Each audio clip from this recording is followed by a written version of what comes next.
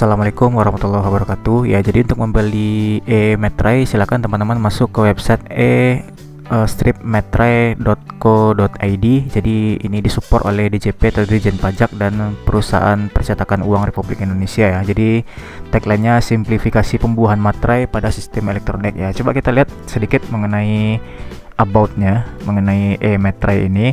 Ya, jadi disupport oleh DJP ya dan Peruri. Ya, teman-teman bisa dilihat di sini Undang-Undang Nomor 10 Tahun 2020 mengenai materai ya, bea materai dan lain sebagainya. Lalu ada Undang-Undang mengenai e-Metrai, tarif bea materai dan objek bea materai, ada penjelasannya di halaman tentang atau about dari website e-Metrai. Ya, jadi ini lengkap ya penjelasannya, apa aja yang objek yang kena materai, lalu disupport oleh Dirjen Pajak dan Peruri. Oke, kalau belum punya akun silakan teman-teman daftar, atau kalau sudah punya akun silakan teman-teman login ya. Di sini ada 3 pilihan. Yang pertama personal, yaitu kita yang membeli materai itu untuk kebutuhan personal, lalu instansi atau enterprise perusahaan dan instansi lainnya, atau yang ketiga wholesale ya, untuk distributor dari e-materai. Ya, untuk pemakaian pribadi pilih yang personal ya. Silakan teman-teman isi datanya. Pertama sekali unggah KTP-nya. Isi datanya secara lengkap dengan awali dengan mengunggah KTP.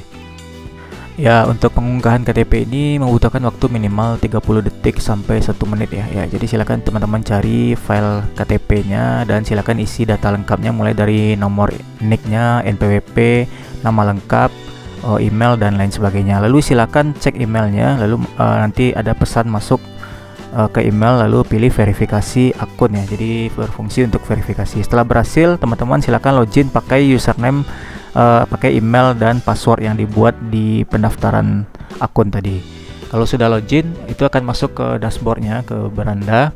Ya, untuk melakukan pembelian pertama silakan klik menu pembelian ya. Silakan isi kuotanya berapa materai yang akan teman-teman beli. Jadi satu materai harganya sama dengan kita beli di luar, yaitu 10.000. Kalau sudah, misalnya kita contohkan 1 buah kita beli, klik pembelian, silakan cek status pembayaran Anda di halaman riwayat pembelian.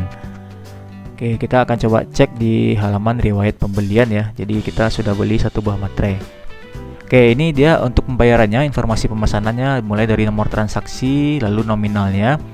Terus selanjutnya silakan pilih metode pembayarannya, bisa melalui virtual account, lalu transaksi modern channel misalnya di Alfamart, di Pegadaian. Nah, ini beberapa bank yang bisa virtual account untuk pembayaran e-Metrai. Ya, teman-teman bisa pilih sesuai dengan bank yang teman-teman inginkan ya. Ada BRI, BNI, Mandiri, ada Permata sebagai pembayaran ya di websitenya e-Metrai. Lalu di tunai modern channel seperti Alfamart Group, Indomaret Group, Pegadaian dan lain sebagainya. Lalu melalui Indomaret, dan bayar bisa melalui QR ya, QRIS ya. Ya, nominalnya beda-beda ya biaya adminnya. Untuk yang paling murah saya lihat di sini adalah menggunakan QRIS, 10.070 rupiah ya. Jadi kita pilih yang paling murah saja menggunakan QRIS.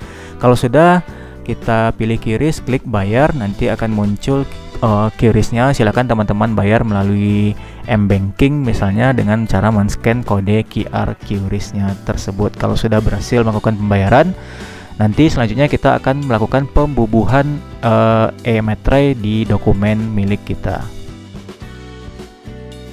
Untuk melihat histori pembelian materai yang kita beli, kita bisa lihat di menu riwayat pembelian, klik nama ya, lalu pilih riwayat pembeliannya. Di sini terlihat struknya, riwayat pembelian. Kita bisa download struknya itu kalau dibutuhkan oleh instansi atau perusahaan tempat kita bekerja.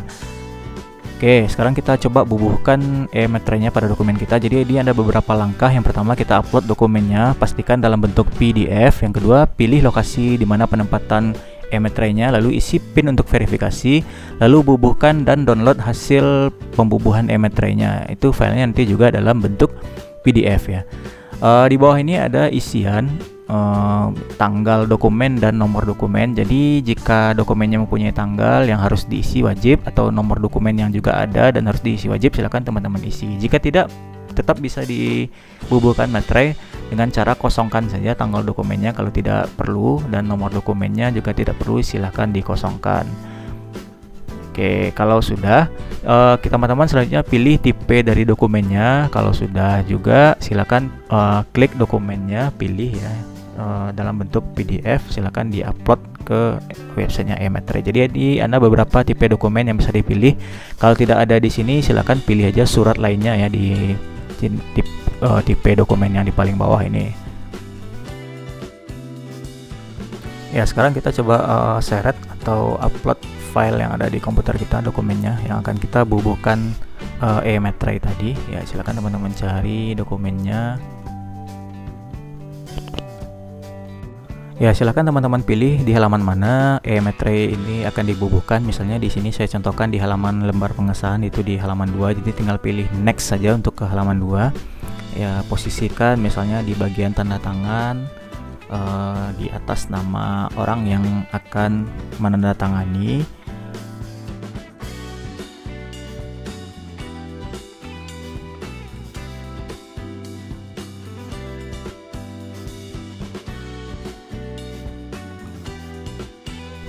Oh ya, untuk tipe dokumennya jangan lupa dipilih ya. Misalnya di sini saya pilih surat lainnya.